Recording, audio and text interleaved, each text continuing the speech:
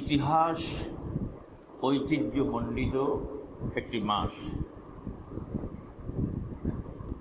যে মাসে আল্লাহ রাব্বুল আলামিন তার নবী হযরত মূসা আলাইহিস সালামকে বা মূসা আলাইহিস সালামের নেতৃত্বে বনি ইসরাইলকে মুক্তি দিয়েছিলেন।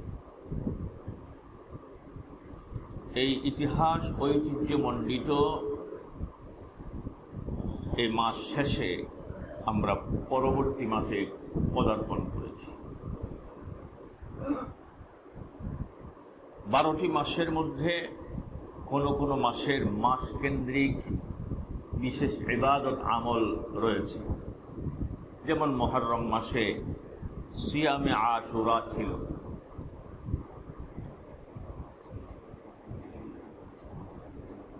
সব মেমোরিতে আছে, নোট করা হয়েছে ইনশাআল্লাহ বিইজনিল্লাহ।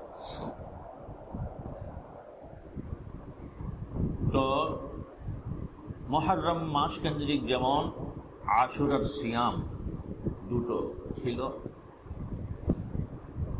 জিলহজ মাসে কুরবানি ছিল, হজ ছিল, তাকবীর ছিল। এমনিভাবে বিভিন্ন মাসের মাস কেন্দ্রিক ইবাদত বান্দিগি রয়েছে। এর মধ্যে কোনো মাসের মাস কেন্দ্রিক নির্দিষ্ট ইবাদত বান্দিগি নেই, রুটিন যে ইবাদত এগুলো রয়েছে। সেই মাসগুলোর মধ্যে একটি মাস হচ্ছে সফর মাস। এই মাসের প্রথম জুমায় আমরা একত্রিত হয়েছি। কথাগুলো আনলাম এজন্য যে আমাদের হায়াত দ্রুত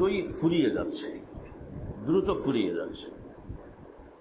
সুতরাং এই হায়াতের কদর করা উচিত। আমরা যদি জান্নাতি হতে চাই তাহলে এই হায়াতকে কাজে লাগাতে হবে। আর যদি এই হায়াতটাকে যথাযথ কাজে লাগাতে ব্যর্থ হই তাহলে আমাদের ঠিকানা হবে জাহান্নাম।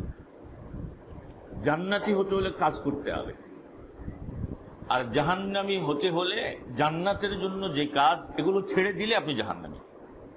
একেবারে লজিকটা একদম সোজা, কি বলেন? যেমন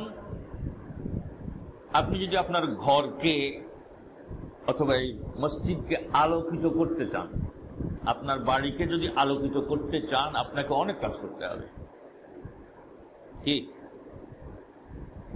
এখন আধুনিক যুগ, বিদ্যুতের যুগ, আপনাকে বিদ্যুতের ব্যবস্থা করতে হবে। এই বিদ্যুতের ব্যবস্থা করতে গেলে অনেক টাকার প্রয়োজন, সেই টাকা আপনাকে জোগাড় করতে হবে। হ্যাঁ, ভালো তার কিনতে হবে, বাল্ব কিনতে হবে, মিস্ত্রি লাগাতে হবে, অনেক কষ্ট। এরপরে মাসে মাসে একটা বিল সংশ্লিষ্ট কর্তৃপক্ষের নিকট জমা দিতে হবে, সেই বিলের জন্য আপনাকে রুজি করতে হবে। কিন্তু অন্ধকারের জন্য এর কিছুরই প্রয়োজন নেই, আছে ভাই? অন্ধকারের জন্য কোনো কিছুর প্রয়োজন নাই, আলো নেই তো অন্ধকার। ঠিক অনুরূপ ভাবে আপনি যদি জান্নাতি হতে চান, আল্লাহর প্রিয় বান্দা হতে যদি চান, তাহলে আপনাকে কাজ করতে হবে। আর আল্লাহর প্রিয় বান্দা বা জান্নাতি হওয়ার ইচ্ছে যদি না থাকে তাহলে আপনি কাজ ছেড়ে দেন, বাস খাও দাও, ফুর্তি করো, মাস্তি করো, কোনো অসুবিধা নেই। এই জন্য বলছি যে এই হায়াতটাকে গনিমত মনে করে কাজে লাগাতে হবে। আল্লাহ পাক আমাদেরকে তৌফিক দিন। আল্লাহ রাসূল কিয়ামতের যতগুলো আলামতের কথা বলেছেন তার মধ্যে একটা উল্লেখযোগ্য আলামতের কথা রয়েছে হাদিসে, যে কিয়ামতের পূর্বে সময়কালের বরকত কমে যাবে। সময়ের বরকত কি হবে? কমে যাবে। আস-সানাতু কাশ-শাহরি, বৎসর হবে মাসের ন্যায়। তার মানে কি 11টি মাস মাইনাস হয়ে যাবে। কতটা কমবে আপনি একটু হিসাব করবেন। আল্লাহ রাসূল বলছেন আস-সানাতু কাশ-শাহরি, যে বৎসর হবে মাসের ন্যায়। তার মানে 12 মাসে বছর 11টা চলে গেল। তাহলে সময়ের বরকত কত পার্সেন্ট কমলো আপনি হিসাব করে বের করতে পারবেন। রাসূলের ভবিষ্যৎবাণী অনুযায়ী এরপরে বলছেন ওয়াশশাহরু কাল জুমুআহ, যে মাস হবে সপ্তাহের ন্যায়। আরবিতে সপ্তাহ বুঝাবার জন্য যে কয়টা শব্দের ব্যবহার হয়, এর মধ্যে একটা হলো উসবু', সপ্তাহ, আরেকটি যেহেতু সাপ্তাহিক সালাতুল জুমুআ, এই জন্য আরেকটি শব্দ ব্যবহার করা হয় সপ্তাহ বুঝাবার জন্য, জুমুআ। তো এখানে বলা হয়েছে ওয়াশশাহরু কাল জুমুআ, যে মাস হবে সপ্তাহের ন্যায়, সপ্তাহ হবে দিনের ন্যায়, দিন হবে ঘন্টার ন্যায়, আর ঘন্টা হবে কাযযারমাতি ফিন্নার, যে ঘন্টা হবে অগ্নিস্ফুলিঙ্গের ন্যায়। অগ্নিস্ফুলিঙ্গ হঠাৎ জ্বলে উঠলো আবার নিভে গেল তাৎক্ষণিকভাবে, এরকম হবে। হাদিসটাও শতভাগ সঠিক, এবং বর্তমান সময়ের বাস্তবতাকে যদি আমরা সামনে আনি, তাহলে একটা তো হাদিস সানাদান মাতানান সহিহ, আবার পাশাপাশি বর্তমান সময়ের বরকতের হিসাব করলেও বোঝা যায় আল্লাহ রাসূল মহা সত্য উচ্চারণ করে গেছেন। এজন্য আমাদেরকে এই হায়াতটাকে যথাযথ কাজে লাগাতে হবে। আপনি কাজে লাগালেও এই হায়াত শেষ হবে, আর যদি কাজে না লাগান তাও হায়াত শেষ হবে। এটি অনেকটা ঘড়ির কাঁটার ন্যায়। অলস ভাবে বসে আছেন, চলছে, একই সময় আরেকজন খুব কর্মব্যস্ত, চলছে। এজন্য হায়াতটাকে যথাযথ গনিমত মনে করে আমাদেরকে কাজে লাগাতে হবে। আল্লাহ পাক আমাদেরকে তৌফিক দিন, বলি আমিন। সম্মানিত মুসল্লিয়ানে কেরাম, আপনারা শহরের মানুষ, শিক্ষিত সজ্জন মানুষ, এবং আমি জানি আমার মুসল্লিদের মধ্যে সিংহভাগ সুশিক্ষিত। মাঝে মধ্যে আমার সাথে সাক্ষাৎ করেন, ওনাদের ব্যক্তিগত অবস্থা তুলে ধরেন। ওই দিন মহিফালে এক ভদ্রলোক, আমি চিনি না, আমাকে দেখেই আগে আসলো যে আমি আপনার মসজিদে নিয়মিত সালাত আদায় করতে যাই, মহিফাল থেকেই যাই। এবং এ পর্যন্ত বেশ কয়েকজন গোয়েন্দা বিভাগের লোক আমার সাথে ব্যক্তিগতভাবে সাক্ষাৎ করে বলছে যে আপনার ওখানে সালাত আদায় করতে যায়, শুধু এখন না, আগ থেকে। এটা ভিন্ন হইতে পারে, সালাত আদায় করতে যাই এটা আমার প্রতি ভালোবাসার বিষয় হতে পারে, আবার আমি কোনো উল্টো পাল্টা কথা বলি কিনা যেন সংযত থাকি। ভদ্র মানুষ ভদ্র ইশারায় হয়তো বলতে পারেন, যেটাই হোক নিয়তটা আল্লাহ জানে। এজন্য আমি চেষ্টা করি দলিল ভিত্তিক কথা বলতে।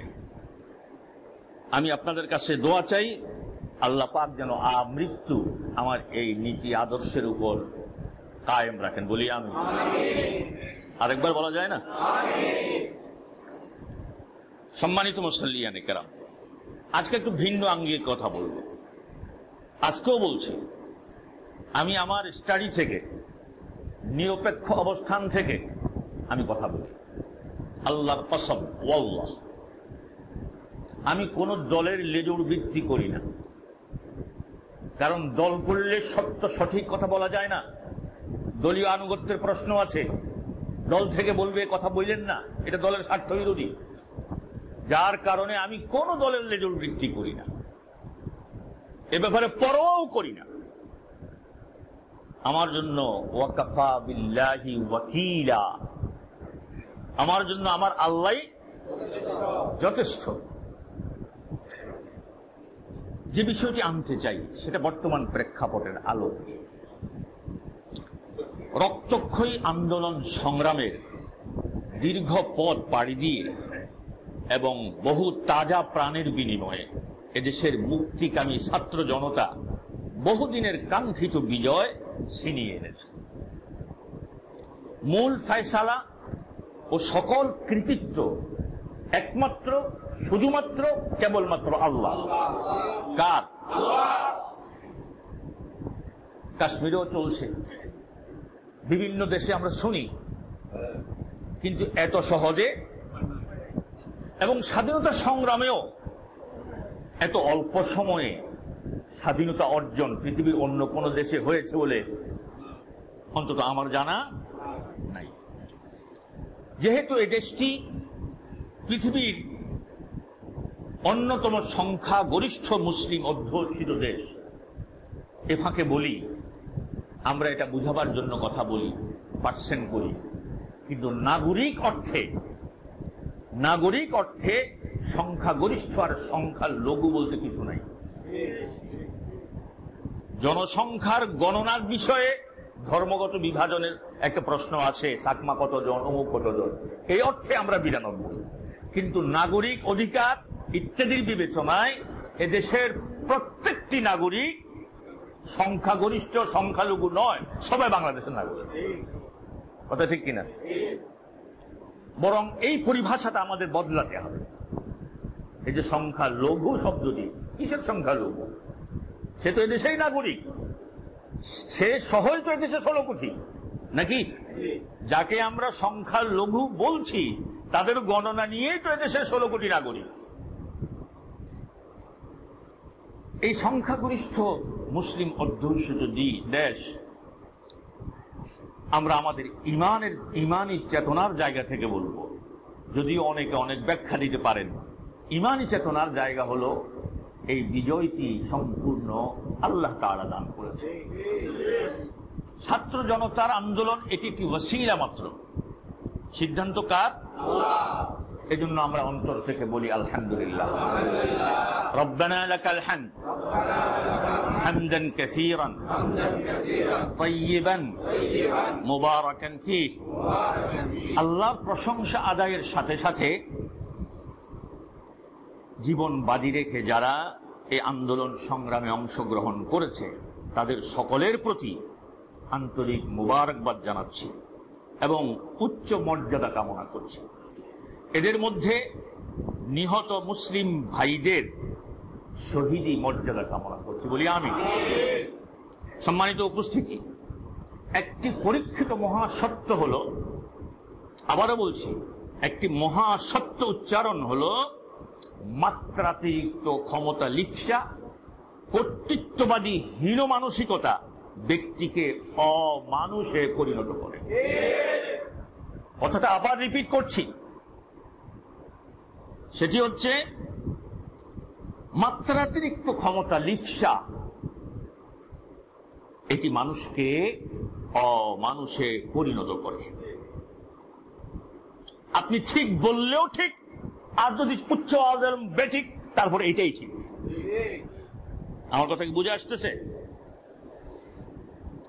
যে কোনো উপায়ে ক্ষমতা আঁকড়ে ধরে রাখতে চায় এই মানসিকতা সম্পন্ন লোকেরা, যে কোনো উপায়ে ক্ষমতা আঁকড়ে ধরে রাখতে চায়। এটি শুধু বর্তমান সময়ের কথা বলছি না, আমি আমভাবে বলছি। কেউ আবার শুধু বর্তমানের সাথে ফিট করেন না যে হুজুর মনে শুধু বর্তমানের কথা বলছে, এবং শুধু এই দেশের কথা বলছি না, আমভাবে সকল দেশের এই মানসিকতা সম্পন্ন লোকদের কথা বলছি। আমার এখানে কি ইন্ডিকেট করছি আমি? এই হীন কামনা বাসনার পথে যাদেরকে প্রতিবন্ধক বা প্রতিপক্ষ মনে করে তাদের উপর নিষ্ঠুর অমানবিক নিপীড়নের স্টিম রোলার চালিয়ে ক্ষমতাকে নিষ্কণ্টক রাখতে সর্বাত্মক চেষ্টা করে। ভুল বেশি। আপনারা হয়তো আগের ফেরাউনের কথা কবেন, নমরুদের কথা কবেন, আর সাদ্দাম হোসেন, মুয়াম্মার গাদ্দাফি, হ্যাঁ, এরাও কিন্তু একই চরিত্রের ছিল। আমাদের দেশের আবেগী মুসলমানরা ওই যখন ভুজাগুড়ি যুদ্ধ লাগছে তখন ওই বছরের যত গোলাবাইন দুনিয়াতে আইসা পাইকারি ছেলেদের নাম রাখে দিয়েছে সাদ্দাম। আগাও নাই, গোড়াও নাই, জানাও নাই সে কোন চরিত্রের, ভালো অলি না কোন জানা নাই, আবেগ। তারপরেও যেহেতু মুসলিম দেশের শাসক, আন্তর্জাতিক রাজনীতির কারণে আমরা তাকে সমর্থন করব, সেটা ভিন্ন কথা, কিন্তু তার দ্বারাও ইরাকে হাজার হাজার আলেম শহীদ হয়েছে। যাকেই প্রতিবন্ধক মনে করেছে তাকে নির্যাতন করেছে। এটা শুধু এখানে না তো, আরে ভাই, সর্বত্র। মধ্যপ্রাচ্যের অবস্থাও কি এর ব্যতিক্রম? কথা কয় না, না করছেন তাও আসতে কি ভাই, কথা ঠিক আছে কিনা? ইতিহাসের বহু প্রমাণ রয়েছে, কিন্তু আখের তক ব্যর্থ হয়। হয়তো একটু সময় কেউ একটু বেশি পায়, আল্লাহর ফায়সালায় আল্লাহ ঢিল দেন। আল্লাহ কি করেন? ঘুড়ি যখন বাচ্চারা উড়ায়, ছেলেরা উড়ায়, দড়ি যদি ঢিল না দেয় ঘুড়ি উঠতে পারবেন না। যখন উড়ে তখন এমন ভাবে কাট দেয়, কেমন হেতেও মরে আর গেরো মারে। আল্লাহ পাকেরও এটা সুন্নত হলো এই জাতীয় যারা, তাদের কিন্তু ঢিল দেন। সে কতটুকু আগাতে পারো, সিদ্ধান্ত তো আমার, আমি কিন্তু জায়গা মতো পাকড়াও করব। আল্লাহ কিন্তু আপনার আমার মতো এত ধৈর্যহীন না মিয়া, আমরা তো সামান্যতেই গেল গেল, আল্লাহ তো সবর কর। কথাটা বুঝে আসছে না? আল্লাহ চরম পরম ধৈর্যশীল। আখের তো ব্যর্থ হয় এবং আস্থা করে নিক্ষিপ্ত হয়। দীর্ঘ প্রায় 1.5 যুগ যাবৎ এদেশের ইসলাম ও ডানপন্থীদের উপর, আবারও বলছি, প্রায় 1.5 যুগ যাবৎ এদেশের ইসলাম ও ডানপন্থীদের উপর চরম মাত্রার নিপীড়ন চালিয়ে এক ভয়ঙ্কর ভীতিকর অবস্থা সৃষ্টি করা হয়েছে।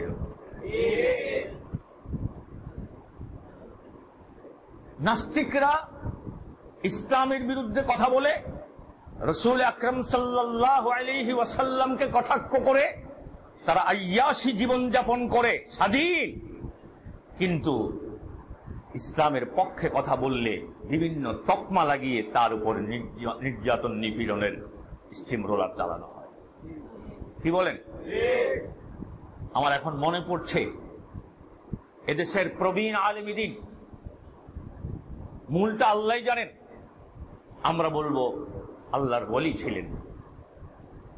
হাটহাজারী মাদ্রাসার বুখারীর দীর্ঘদিনের ওস্তাদ, 1000 নয় লক্ষ লক্ষ আলেমের ওস্তাদ, হাফেজ কোরআন আল্লামা জুনায়েদ বাবু নগরীর উপর যে অমানবিক নির্যাতন করা হয়েছে, আধুনিক সমাজে এর নজির আছে বলে আমার জানা নাই। এবং এই নির্যাতনে মূলটা আল্লাহ জানেন। আমাদের সন্দেহ এই নির্যাতনই শেষ পর্যন্ত উনি শহীদ মর্যাদা লাভ করেছে। এভাবে এভাবে আরো বলা যায়, আলোচনা সংক্ষিপ্ত করতে হবে ভূমিকাটাকে ছোট করে। মানুষের ভোটের অধিকার, স্বাধীন মত প্রকাশের অধিকার কেড়ে নেওয়া হয়েছিল। মানব জমিনের সম্পাদক মতিউর রহমান চৌধুরী সহ যারা স্বাধীন মত প্রকাশের, যদিও তারা ইসলামপন্থী না, বামপন্থী, তাদেরকে দেশ ছেড়ে বিদেশে পাড়ি জমাতে হয়েছে। এখনো মনে হয় আসে নাই। কি বলেন? আসতে একটু বিলম্ব করা ভালো।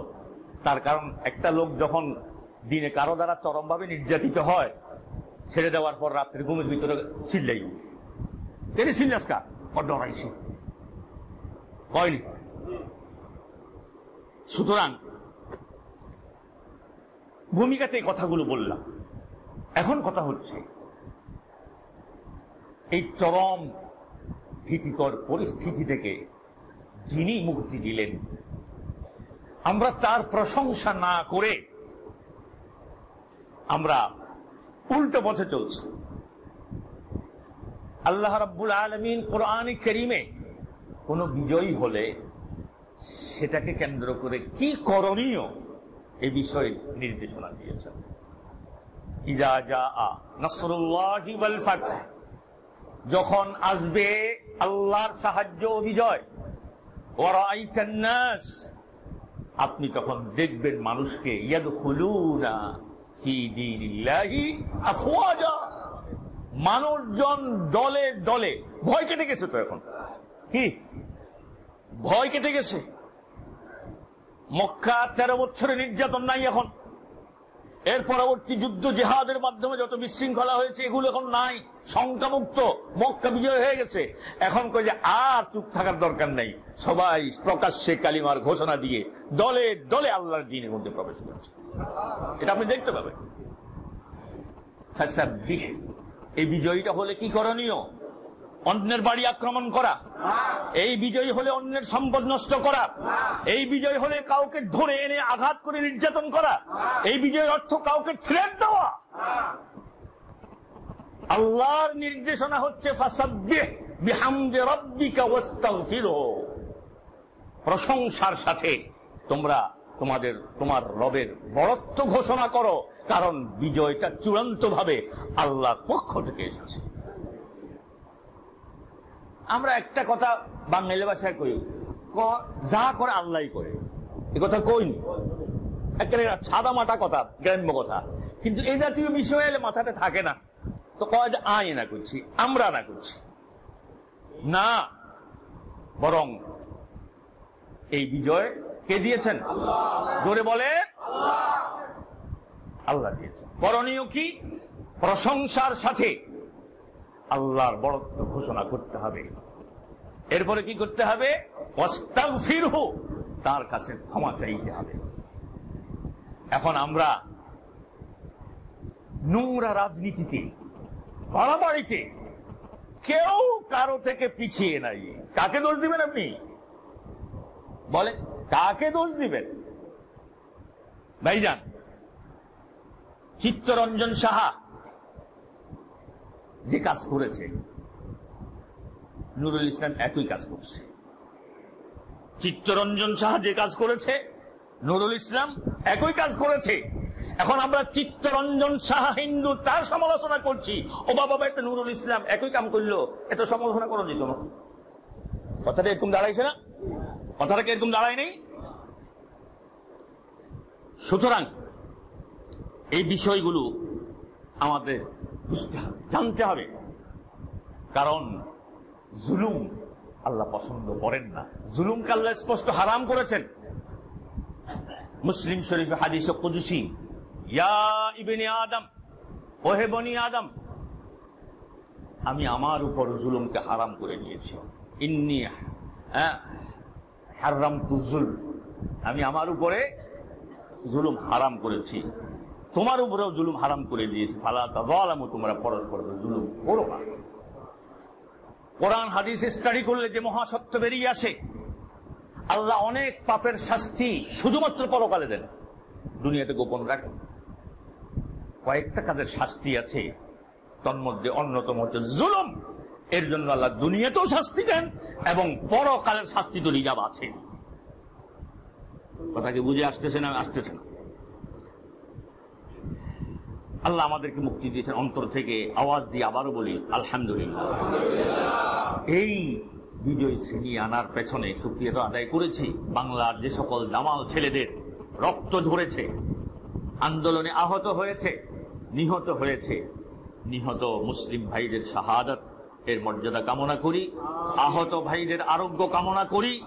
এবং এই ছাত্র জনতা আমাদেরকে যে আশ্বাস দিয়ে আন্দোলন করেছে, বিজয়ের পরও যে কথা বলছে, বাংলাদেশ পুনর্নির্মাণের পেছনে তারা যেন শেষ পর্যন্ত তাদের সেই দেওয়া কথার উপরে থাকতে পারে, আল্লাহ তাওফিক দিন বলি আমি। গতকালকে অন্তর্বর্তীকালীন সরকারের তালিকা দেখলাম, শপথ অনুষ্ঠানও দেখলাম। আমার কাছে একটা জিনিস খুব ভালো লেগেছে, বিগত অন্তর্বর্তীকালীন সরকারগুলোর চরিত্র এটা দেখিনি। ওই সকল অন্তর্বর্তীকালীন তত্ত্বাবধায়ক সরকারের ভেতরে নাস্তিকদের প্রাধান্য ছিল বেশি, নাস্তিকদের প্রাধান্য ছিল বেশি। আর এখানে অন্যদের পরিচয় আমি জানি না, আমার কাছে খুব ভালো লেগেছে। বাংলাদেশের একজন বিচক্ষণ ইসলামিক স্কলার, আলেমে দ্বীন এবং বাংলাদেশের ইসলামী অঙ্গনে সর্বজন শ্রদ্ধেয় ব্যক্তিত্ব আফম খালেদ হোসেন হাফিজাহুল্লাহ, আল্লাহ উনার হায়াতের মধ্যে বারাকা দিন বলি আমিন, তাকে অন্তর্ভুক্ত করা হয়েছে। তো স্বাভাবিকভাবেই আপনারাও চালাক মানুষ, ভিতরে আপনারা তো খুশি হইবেন, আপনি মোল্লা আরেক গেড়ে জায়গা দিছে, আপনি তো খুশি হইবেন। আপনারা অন্য কি কন? হ্যাঁ, বিশ্বস্ত সূত্রে জানতে পেরেছি ছাত্ররা শেখ আহমদুল্লাহ হাফিজাহুল্লাহকে প্রস্তাব দিয়েছিল, উনি নিজ থেকে অপারগতা প্রকাশ করে আফম খালেদ হুসাইন হাফিজাহুল্লাহ কথা বলেছেন। এক্ষেত্রেও শেখ আহমদুল্লাহকে দৃষ্টান্ত স্থাপন করেছেন। কথা ঠিক কিনা বলেন? ক্ষমতার কাছাকাছি যাওয়ার জন্য কত মানুষ মেরে ফেলা হলো, থাকার জন্য যাওয়ার জন্য কত রক্তক্ষয়ী সংঘর্ষ, আর সুযোগ পেয়েও অফার পেয়েও আমি না। আমার ইমাম আবু হানিফা, ইমামে আযম, ইমামুল উম্মাহ নু'মান বিন সাবিত আবি হানিফা রাহিমাহুল্লাহর কথা মনে হয়ে গেল। তখনকার বাদশা যখন ওনাকে রাষ্ট্রের প্রধান কাজী, বিচারকের, জাস্টিসের প্রস্তাব দিল, উনি প্রত্যাখ্যান করলেন। বাদশার ইগোতে লাগলো। এটাকে কেন্দ্র করে ইমাম আবু হানিফা রাহিমাহুল্লাহর উপর নির্যাতন, নিপীড়নের যে স্টিম রোলার চালানো হয়েছে, এবং শেষ পর্যন্ত এই ইমাম আবু হানিফা রাহিমাহুল্লাহ জেলখানায় তিনি শাহাদাত বরণ করেছেন।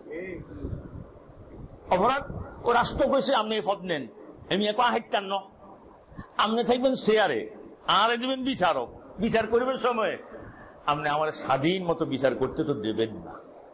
এটা জানি, আপনাদের চরিত্র দেখিয়ে আসছি। কিন্তু হাদিসে আছে অন্যায্য বিচার, অন্যায় বিচার যে করবে তার জন্য জাহান্নাম, তার জন্য জাহান্নাম। তো শেখ আহমদুল্লাহ গ্রহণ করেন নাই। হ্যাঁ, বাংলাদেশের 90% নাগরিকদের চেতনার অনুকূল সিদ্ধান্ত নেওয়া হয়েছে, তবে এক্ষেত্রেও আপনারা অনেকে একমত হইতেন না, এটা আমি জানি। ডক্টর ইউনূসকে নিয়ে আমার বড় আপত্তি আছে, মাফ করে দিন, কারণ উনি তো এখন প্রধান উপদেষ্টা। এই আলোচনাটা যদি শপথ গ্রহণের আগে হইতো বালা হইতো, তাহলে আমার ইসলামও ঠিক থাকতো, সব ঠিক থাকতো। কথাটা বুঝছেন? কারণ যখন সরকার হয়ে যায়, মুসলমান একটু কান পেতে শোনেন, স্টাডি করেন, সরকারের আনুগত্য করা ফরজ। কথা বুঝে আসছে? আমরা দেখব। তবে আমার আপত্তি অন্য জায়গায়, যে আমরা ভারতীয় আধিপত্যের অধীন ছিলাম, এখন ভারতীয় আধিপত্য থেকে বাঁচতে গিয়ে কোন মার্কিনী আধিপত্যের মধ্যে ঢুকে পড়লাম কিনা সন্দেহ করার যথেষ্ট অবকাশ রয়েছে। তবে অসহযোগিতা নয়, সর্বাত্মক সহযোগিতা করা প্রতিটি নাগরিকের উপর কর্তব্য। কারণ যে ভাঙন হয়েছে এটা মেরামতের প্রয়োজন। সুতরাং আপত্তি থাকা সত্ত্বেও তাদেরকে সহযোগিতা করা প্রয়োজন। এরপরে যেটা বলছি, এই যে পট পরিবর্তনের পর বিভিন্ন জায়গায় মারামারি, ধরে নিয়ে আসা হচ্ছে, মার দেওয়া হচ্ছে, লুটতরাজ করা হচ্ছে, দোকান ভেঙে দেওয়া হচ্ছে, শান্তিতে ঘুমোতে দেওয়া হচ্ছে না। এটা তো কোরআন শরীফের কোন একটা অজানা সূরার কত নম্বর আয়াতে তো আসে না? হ্যাঁ, হাদিসে তো মনে আছে। এতদিন পর্যন্ত আপনি যে বিষয়টিকে জুলুম বলেছেন, এতদিন পর্যন্ত যে জুলুমে আপনি দগ্ধ হয়েছেন, একই জুলুম আপনি প্রতিপক্ষের উপরে করছেন। ওরা জালেম হলো, আপনি আলেম হয়ে গেলেন। ভাইজান, ওরা জালেম হইলো, আপনি আলেম হইলেন। ভাইজান, এটা ঠিক না, আল্লাহর কসম এটা ঠিক না, কোরআন সুন্নাহর আলোকে ঠিক না। প্রচলিত গণতন্ত্রের কথা আমি বলছি না এখানে। কথাটা বুঝে আসতেছে? আমি এই পর্যায়ে কয়েকটি হাদিস দলিল আপনাদের সামনে উপস্থাপন করছি। এই যে আমাদের দেশে আওয়ামী লীগের লোক অন্যায় করছে, আওয়ামী লীগের আরেকজন লোকে এটা ডাকতে চায়, অন্যায় বলে স্বীকার করতে চায় না। বিএনপির লোক অন্যায় করছে, বিএনপির মুরব্বী, বিএনপির আরেক লোক যেহেতু নিজের দলের লোক করছে, এটারে দামাচাপা দিতে চায়, স্বীকার করতে চায় না, ব্যাখ্যা দিতে চায়। অনেকের দেখবেন হুজুর বেশি কথা কইয়েন না, এতারা এতদিন পর্যন্ত জ্বলছে, অন হে জ্বলার একখানা ব্যাখ্যা কি? এটা আর আত্মীয় অন্যায় করছে, এটার অন্যায় করতে চায় না। আমার গোষ্ঠী করছে, এই যখন এই যে আমার বাইর লোক, তখন অন্য ব্যাখ্যার দিকে যায়। এরকম স্বভাব বাংলাদেশে নেই, আফ্রিকা জঙ্গলে মনে পাওয়া যায়। আমাদের মধ্যে কম বেশি সবার মধ্যে আছে। বড় বড় বুজুর্গ দিন রাত 24 ঘন্টা ভাবে, এরকম লোকের মধ্যেও আছে। হ্যাঁ, এই বিষয়ে একটি সতর্কবাণী শুনেন, যদি আমল করেন ফায়দা হবে। রাসূল আরবি সাল্লাল্লাহু আলাইহি ওয়াসাল্লাম বলেছেন, লাইসা মিন্না মান দাআ ইলা আসাবিয়্যাতিন, ওই ব্যক্তি আমাদের দলভুক্ত নয় যে ব্যক্তি আসাবিয়্যাতের দিকে ডাকে। আসাবিয়্যাটা পরে রাসূল থেকে শুনেন, মনে মনে হয় যে আসাবিয়্যা মানে কি, থাক আপনি একটু ধৈর্য ধরেন। ওয়ালাইসা মিন্না মান কাতালা আলা আসাবিয়্যা, ওই ব্যক্তিও আমাদের দলভুক্ত নয় যে আসাবিয়্যাতের জন্য লড়াই করে। কথাটা বুঝে আসতেছে? আসাবিয়্যাতের কারণে লড়াই করে। এরপরে বলছেন ওয়ালাইসা মিন্না, ওই ব্যক্তিও আমাদের দলভুক্ত নয় মান মাতা আলা আসাবিয়্যাতিন, যে ব্যক্তি আসাবিয়্যাতের উপর মৃত্যুবরণ করেছে। মুসলমান একটু কান পেতে শোনেন, ওই ব্যক্তি আমাদের দলভুক্ত নয় যে আসাবিয়্যাতের দিকে ডাকে, ওই ব্যক্তি আমাদের দলভুক্ত নয় যে আসাবিয়্যাতের জন্য লড়াই করে, ওই ব্যক্তি আমাদের দলভুক্ত নয় যে আসাবিয়্যাতের উপর মৃত্যুবরণ করে। সাহাবায়ে কেরাম জিজ্ঞেস করলেন, ইয়া রাসূলুল্লাহ মাল আসাবিয়্যাহ, আসাবিয়্যা কি? কে জিজ্ঞেসি? সাহাবায়ে। ইয়া রাসূলুল্লাহ আসাবিয়্যা কি, যে আসাবিয়্যাতের উপর দিকে ডাকলে মুসলমান হওয়া যায় না, আপনার দলভুক্ত হওয়া যাবে না, কি সেটা? আল্লাহ রাসূল তখন বলেছেন, শুনবেন শুনবেন, আমল করবেন, আমল করবেন। মুসলমান হাত তুলে একটু দেখান তো, আমল করবেন আপনার। এই আসাবিয়্যা কি, যে আসাবিয়্যার কারণে আল্লাহ রাসূল কি বলছেন, সে আমাদের দলভুক্ত নয়।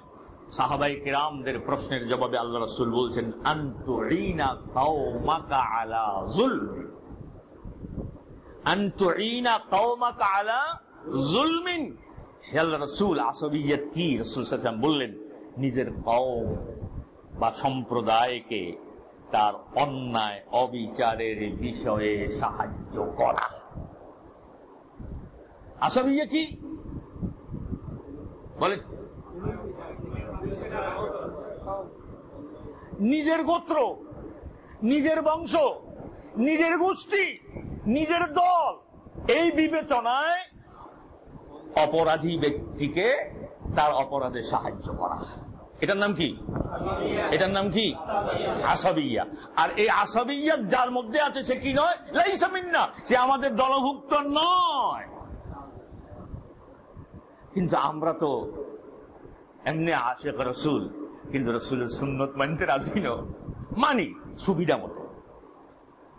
ওই কিছু মানে শুধু মিডে মিডে গান, আবার কিছু মানে যে সুন্নত দলের পক্ষে, ওই সুন্নত যেটা দলের সাথে সাংঘর্ষিক, হুজুর এই সময় এখন কইয়েন না, ঠিক নেই, সুবিধা মতো। সুতরাং আমাদেরকে সতর্ক হতে হবে, আমাদেরকে সতর্ক হতে হবে। এরপর আরেকটি হাদিস শোনাই। এই টাল মাটাল অবস্থায় আল্লাহ কিছু বান্দা আছে উস্কাই দেয়, আসেনি? উস্কাই দেয়। ওমিয়া এতদিন এমনি করছে, ওমিয়া দোয়ানে এমনি করে কথা কইছে, তোর অনেক কবে দরকার আসেনি? তুই যাতে উস্কাই দশ, এত উত্তেজিত, অতটা আক্রমণ করবে, হারাম কাজে উদ্বুদ্ধ করলি। হুজুর অন এখন কইয়েন না, অনেকবার মেসাকার করি হলো। মুসলমান নাম সলিমউদ্দিন, নাম বশিরউদ্দিন, ওই যে কইছি চিত্তরঞ্জন শাহ যেটা করে, এটা জুলুম। নুরুল ইসলাম গুলো জুলুম না। হ্যাঁ, লা হাওলা ওয়ালা কুওয়াতা। এই রাজনৈতিক বিবাদ, পারিবারিক বিবাদ, সামাজিক বিবাদ ইত্যাদি যে বিবাদগুলো হয়, এই বিবাদের সময় অনেকে দেখা গেছে মাঝখান দিয়ে ওই যে চুঙ্গাল ফু মারে। এটা ফজিলতপূর্ণ না কোনটা ফজিলতপূর্ণ, এই বিষয়ে একটা হাদিস শুনে সামনের দিকে যাই, ব্যাখ্যা আর বেশি দিতে যাব না। বিবাদরত পক্ষদ্বয়ের মাঝে সমঝোতা শান্তি স্থাপন করে দেওয়ার অভাবনীয় ফজিলত বিষয়ক একটা হাদিস শোনেন। দ্বন্দ্ব লাগছে, কলহ লাগছে, হিয়ানে উস্কাই না দিয়ে এটাকে কি করে দেওয়া, সমঝোতা করে দেওয়া, এটা মহা ফজিলতপূর্ণ। আপনি দেখলেন ভিন্ন মতের এক ভাইকে অবুজ কোন যুবক রক্ত গরম লইয়াইছে, আমনেও সেই যুবক ধরি আনছে যে হে বন্ধি, আপনি লিখে আবার কিছু কিছু সালাক আছে মনে করে আল্লাহ দেয় না, তোরা হোলা হয় না শেষিয়ে দেবি হরে আমার মুরব্বীর দেখবে সমাধান দিব, কাড়িয়ে নিবি তোরা ছিলামু আমরা। এই জাতীয় কয়েন না কিছু লোকজন মনে হয় এই বাংলাদেশে নাই। ভাইজান শোনেন কোনটা ফজিলতপূর্ণ। আল্লাহ রাসূল বলেছেন, আলা উখবিরুকুম বিআফদালা মিন দারাজাতিস সিয়ামি ওয়াস সালাতি ওয়াস সাদাকা। নফল সিয়াম, নফল সালাত, নফল সাদাকার চাইতেও সর্বাধিক আফদালা, ইসমে তাফযীল, যে সর্বাধিক ফজিলতপূর্ণ আমল সম্পর্কে, কাজ সম্পর্কে আমি কি তোমাদেরকে বলে দেব না? হ্যালো, সম্বোধন করা, শোনো, আমি কি তোমাদেরকে এমন একটি খবর দেব না, এমন একটি বিষয় জানাবো না, যেই বিষয়টি নফল সালাতের চাইতে, নফল সিয়ামের চাইতে, নফল সাদাকার চাইতে সর্বাধিক ফজিলতপূর্ণ। সাহাবায়ে কেরাম বললেন, বালা। বালা মানে কি? কেন নয়? অবশ্যই আপনি তো জানাবেন আমাদেরকে, আর কে জানাবে? তখন আল্লাহ রাসূল কি বলেছেন? ইসলাহু যাতিল বাইন, বিবদমান পক্ষদ্বয়ের মাঝে ইসলাহ করিয়ে দেওয়া, সমঝোতা করিয়ে দেওয়া, শান্তি স্থাপন করিয়ে দেওয়া, এটি হচ্ছে নফল সালাত, নফল সিয়াম, নফল সাদাকার চাইতে অধিক উত্তম, অধিক উত্তম। আপনার তাহাজ্জুদের চাইতে উত্তম। কিন্তু আমরা এগুলোকে কি কই? এটা পলিটিক্স। কি কই? না, বরং সৎ সাহস নিয়ে, বিশেষ করে যখন পরিস্থিতি টালমাটাল হয়, ওই অবস্থায় যারা দায়িত্বশীল মুরব্বী সমাজের যে দলেরই হন, আপনার উচিত না না না না এটা করতে পারো না। আর ওরা খারাপ কাজ করেছে বলেই তো মানুষের মধ্যে ক্ষোভ সৃষ্টি হয়েছে, হতে হতে বিস্ফোরণ হয়েছে, সেই বিস্ফোরণে এই অবস্থা হয়েছে। তুমি যে এখন করছো, এটা যদি করতে দেই তাহলে ওদের মাঝে আর তোমার মাঝে পার্থক্য রইল কো? কথা ঠিকই ঠিক না বলেন? তাহলে নফল সিয়ামের চাইতে কোনটা ফজিলতপূর্ণ বলেন? হ্যাঁ, এরপরে বলছেন অফাসাদু যাতিল বাইনি হিয়াল হালিকাহ, পরস্পর কলহ বিবাদ মানুষকে মুন্ডিয়ে দেয়। হাদিসটি আপনারা মুসনাদে আহমদে পাবেন, 27508 নম্বর হাদিস, আবু দাউদ 4919 নম্বর হাদিস। একই বিষয়ক আরেকটি ইবারত এসছে, লা আকুলু তাহলিকা শার, আমি কিন্তু এই কথা বলছি না যে চুল মুন্ডিয়ে দেয়, বরং ওয়ালাকিন তাহলিকুদ্দিন, বরং এই ফাসাদ দিন মুন্ডিয়ে দেয়। সুতরাং ফাসাদ নয়, শান্তি চাই। এই কয়টা হাদিস থেকে আমরা যে শিক্ষাটা পাই, বিবাদ বিসম্বাদ ইসলাম পছন্দ করে না, বিবাদ বিসম্বাদ কলহ বিবাদ ইসলাম পছন্দ করে না। সেই বিবাদ যেই বিবাদী হোক না কেন। এরপরে খতে যে শিক্ষাটা আমরা পাই, অন্ধ গোত্রপ্রীতি, বংশপ্রীতি বা দলপ্রীতি এটি মুসলমানদের ইতিবাচক গুণ নয়। দলের প্রতি আপনার ভালোবাসা থাকবে, ভালোবাসা না থাকলে দল করবেন জীবনে, কি কর, কিন্তু এটা যেন অন্ধ না হয়ে যায়। এমন অন্ধত্ব যেন না হয় যে আপনি সত্য মিথ্যা, ভালো মন্দ, ন্যায় অন্যায়ের পার্থক্য করার মতো জ্ঞান হারিয়ে ফেলেছেন। আপনার দল করছে ঠিক, কি ভাই, অন্য দলের মুসলমান 5 ওয়াক্ত নামাজ পড়ে, সুন্নত পড়ে, তাহাজ্জুদ পড়ে, দাঁড়িয়ে রাখে, সবকিছু করে, এ লোক দ্বীনী ভাই হয় না, নিজের দলের বেনামাজি, যার দ্বীনী ভাই, এরকম আসেনি? হ্যাঁ, কয়দার কি ভাই, আরে বেটা দ্বীনী ভাই না, বেনামাজি কেমন দ্বীনী ভাই হয়? আল্লাহ বলছেন যে সালাত আদায় করে সে তোমার দ্বীনী ভাই। কি ফাইন তাবু আকামুস সালাত ওয়া আতাউজ যাকাত ফাইখওয়ানুকুম ফিদ্দীন, আর এতারা কোন হেগামবাদ আর দল করলে কি দিন ভাই, এমন অন্ধত্ব রাখা যাবে না। এরপরে পয়েন্ট, পারস্পরিক বিদ্বেষ বিবাদ বিসম্বাদ উস্কিয়ে দেয়া নয়, বরং বিবাদমান পক্ষদ্বয়ের মাঝে সন্ধি স্থাপন করে দেওয়া। বিবাদ বিসম্বাদ ব্যক্তির মারাত্মক ক্ষতি সাধনের অন্যতম কারণ। এ পর্যায়ে আমরা মুমিনদের প্রতি মহান আল্লাহ তাআলার তাকিদপূর্ণ নির্দেশটা শুনি। এখানে আমি ব্যাখ্যায় যাব না, শুধু আয়াত বলবো, অনুবাদ করব, ব্যাখ্যা আপনার এখানে ছেড়ে দিলাম। কথাটা বুঝে আসতেছে? ও বেশি ব্যাখ্যা দেই তো ব্যাখ্যার ভিতরে অনেক কথা আই যায়, তো কোনো কোনো কথা কেউ রাগ হয়, হ্যাঁ, আবার কথা যখন ওনার পক্ষে যায় আন্দ্রা করি ধরে, কি করি ধরে, আন্দ্রা করি ধরে, কানে কানে কলজা ঠান্ডা হয়ে গেছে, কানে কানে কি কয় আন্দ্রা করেছে যে কানে কানে কলজা ঠান্ডা হয়ে গেছে। আবার একই ব্যক্তির মুখের কথা, কোরআন হাদিস সম্মত কথা যখন ওনার চিন্তার বিরুদ্ধে যায়, এরপরে ক্ষতি বিচারে বদলাই তুইব হয়নি। আচ্ছা, আমার বুঝে আসে না। আমি আপনাদের এই মঞ্চে দাঁড়িয়ে বহুবার বলেছি, আমি মানুষ, আমি ফেরেশতা নই, আমি মানুষ। ভুল হতে পারে, হওয়াটাই স্বাভাবিক, বরং না হওয়াটা অস্বাভাবিক। আমার আলোচনার ভুলটা আপনি কোরআন এবং মুহাদ্দিসিনদের যাচাই বাছাইয়ে সহিহ হাদিসের মানদণ্ডে ধরে দেন, আল্লাহর কসম আমি সাথে সাথে আমার ভুল শুধরিয়ে দেব। কিন্তু আপনি আমার কাছে না এসে আপনি ভিতরে ভিতরে রাজনীতি, এমন পলিটিক্স হয়ে গেছে, কি হয়েছে? ও না, একই কথা তো। আল্লাহ হেদায়েত দিন, বলি আমি অন্তর থেকে বলেন না আমি। এই বক্র চিন্তার বক্র হৃদয়ের অধিকারী এই ভাইদেরকে আল্লাহ ইসলাহ করে দিন, আল্লাহ আবার বলেন আমি। এই জন্য বলছি যে কয়েকটা আয়াত বলবো, শুধু অনুবাদ বলবো। আল্লাহ তাআলা ইরশাদ করেন, ইয়া আইয়ুহাল্লাযীনা আমানু কুনু কাওয়ামিনা বিল কিসতি শুহাদা লিল্লাহ। হে মুমিনগণ, তোমরা ন্যায় বিচারে দৃঢ় প্রতিষ্ঠিত থাকবে। কি বিচারে? বিচারে যদি পক্ষপাত থাকে, এটা ন্যায় বিচারও নেই। আল্লাহর সাক্ষী স্বরূপ তোমরা দৃঢ় প্রতিষ্ঠিত থাকবে। এরপরে ওয়ালাউ আলা আনফুসিকুম আবিল ওয়ালিদাইন ওয়াল আকরাবিন, এটি যদি তোমার এবং তোমার পিতামাতার এবং নিকটতম আত্মীয় স্বজনের বিরুদ্ধে হয়। কথা বুঝছেন? এটা যদি তোমার পিতামাতা আত্মীয় স্বজনের বিরুদ্ধে হয়, তারপরও আল্লাহর জন্য, আল্লাহর সাক্ষী হিসাবে তোমরা ন্যায় বিচারে, ন্যায় সাক্ষ্য দানে অটুট থাকবে, অবিচল থাকবে। কার কথা? আমরা থাকি তো, কি কর? হ্যাঁ। এরপরে ওয়ালাউ ওয়াইন ইয়াকুন গানিয়ান আও ফাকিরান, যদি সে ধনী হয় অথবা গরিব হয়।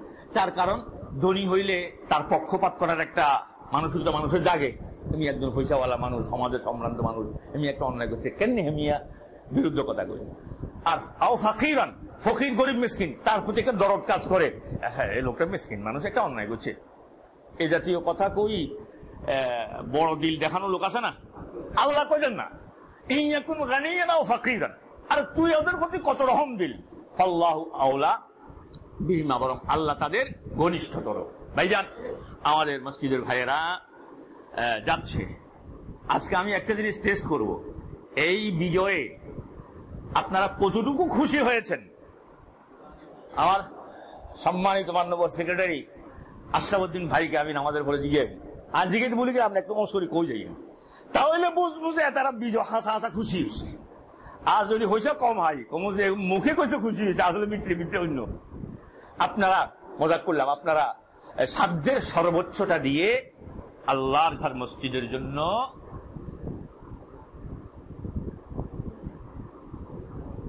বলেন, বৃষ্টি আসতেছে ইনশাআল্লাহ।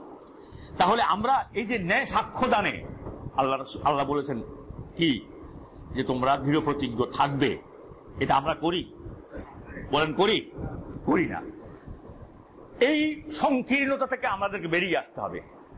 আজকের আলোচনার বিষয় আরেকটি অধ্যায় ছিল, এই অধ্যায়টি আমরা আগামী জুমে আলোচনা করব। আসতে হয়েছে এটা ভাই আপনাকে ইনশাল্লাহ জোরে না হইলে আগামী সাথে আয়তে সাহসও করতে পারবো। কারণ যে বয়স হয়েছে এই বয়সে মাইটের খাইবের মতো অবস্থা আসেনি। তবে হারম অসুবিধা নাই। আগামী জুমায় আমরা বর্তমান প্রেক্ষাপটে অতীব প্রয়োজনীয় একটি আলোচনা আমরা শুনতে যাব ইনশাআল্লাহ। সকলে যথাসময়ে উপস্থিত হয়ে যাবেন।